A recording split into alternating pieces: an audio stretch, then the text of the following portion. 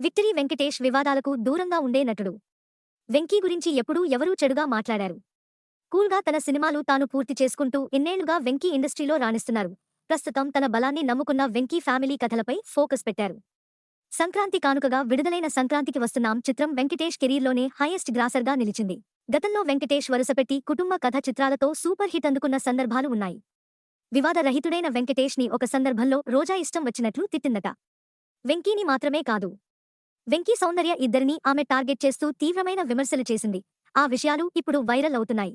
వెంకటేష్, సౌందర్య నటించిన super hit చిత్రం రాజా విషయంలో ఈ వివాదం జరిగింది.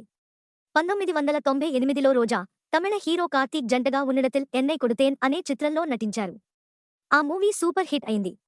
ఇదే చిత్రాన్ని తెలుగులో రాజా టైటిల్తో రీమేక్ చేయడం ప్రారంభించారు.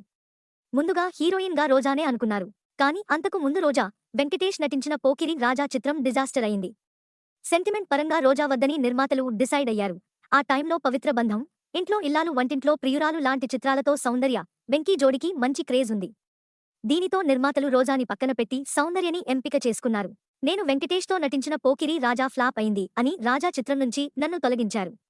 మరి వెంకటేష్, సౌందర్య నటించిన సూపర్ పోలీస్ చిత్రం అట్టర్ ఫ్లాప్ అయింది కదా. ఆ తర్వాత వెంకటేష్ సౌందర్యతో ఎందుకు సినిమాలు చేశారు? రాజా చిత్రానికి నేను పనికిరానా? తమిళంలో నటించింది నేనే కదా, సౌందర్యలా నటించలేనా అంటూ రోజా విమర్శలతో విరుచుకుపడ్డారు. రోజా విమర్శలకు వెంకటేష్ కోపం తెచ్చుకోకుండా కూల్గా మీడియాకి అప్పట్లో సమాధానం ఇచ్చారట. హీరోయిన్ ఎంపిక అనేది దర్శకుడు, నిర్మాత చేతుల్లో ఉంటుంది.